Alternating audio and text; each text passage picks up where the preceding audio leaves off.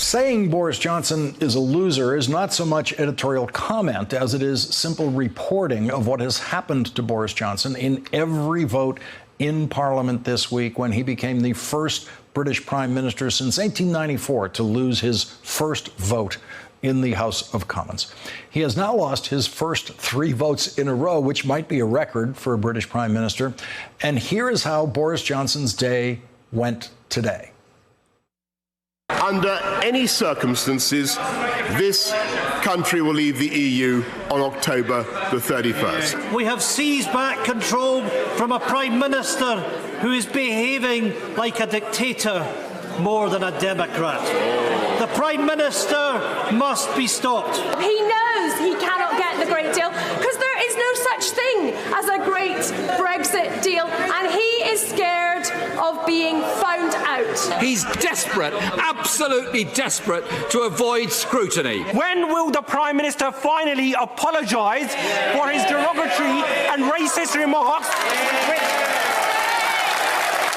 Does the Prime Minister understand why across this country people find it difficult to trust a word he says?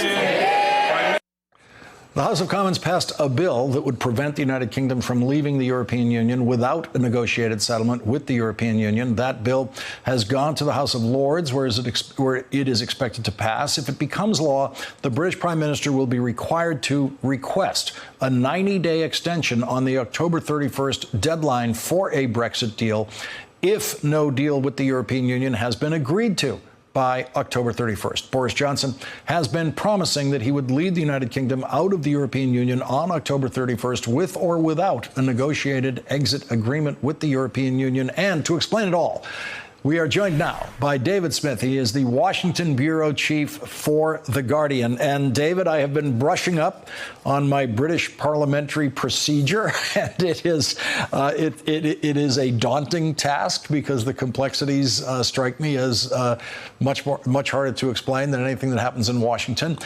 Ultimately, when I sort through everything that has happened, it now seems that where we are headed, and this could be thanks to Boris Johnson's misfired strategy, is ultimately toward this 90-day delay. Is that what's most likely?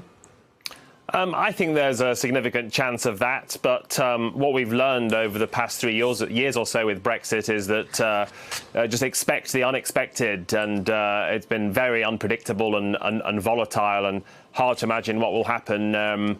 One way of looking at it is right now perhaps 2 scenarios. One is the no-deal Brexit Boris Johnson seems to be pushing for.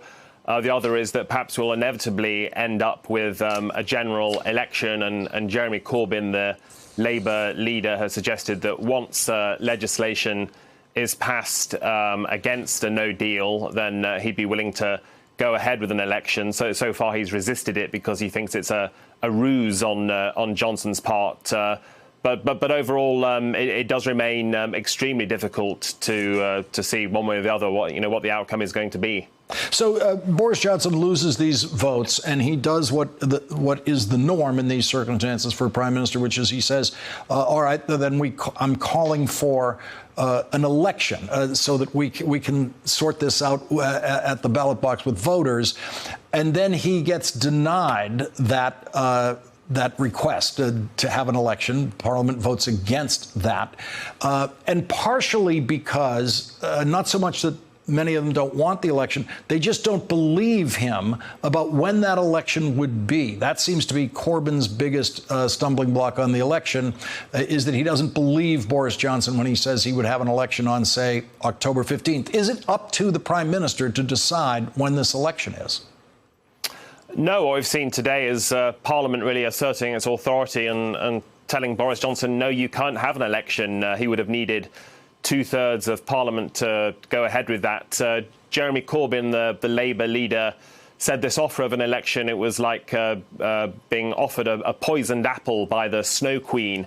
And really he suspected that it was all a trick, that once an election was underway, Johnson would find some sneaky way to exit the European Union without a deal. It's really extraordinary, as Johnson himself pointed out at Prime Minister's questions, for the opposition to turn down the chance of an election where they theoretically might win power. And I think what we're seeing here is a real reassertion of parliamentary power. Boris Johnson has, in the past, expressed admiration for Donald Trump and his style of being a wrecking ball and forcing things through without much debate. But he's come up against a parliament that's willing to push back and willing to play hardball and take him on. And so far, Johnson seems to be losing to Parliament. Was there, looking back on it, have we hit this point because of Johnson's missteps? Did he make some strategic mistakes getting to here? Some say that. Some still believe that he has planned all this, and with the help of Dominic Cummings, his Svengali, it's all a clever grand strategy that will ultimately lead to potentially a no-deal Brexit and indeed an election where they believe Johnson would increase his majority and be empowered. But I think also to take a step back, remember this has been a political crisis of more than 3 years, which also mired his predecessor, Theresa May. The bottom line is that Brexit put Britain in terrible shape, and really still Parliament is struggling to deal with that. David, I remember I was here when the final Brexit vote count came out, and it was the breaking news of this hour. I ended up doing extra coverage on it. And I remember sitting here thinking that night, well, they're going to have another vote once they see what the deal is. Whenever there is that divorce deal, the country will have to have another vote on that. Seemed obvious to me, but we're not there yet. David Smith, thank you very much for joining us tonight. Really appreciate it. Thanks for checking out our YouTube channel. Subscribe by clicking on the button below for more from The Last Word and the rest of MSNBC.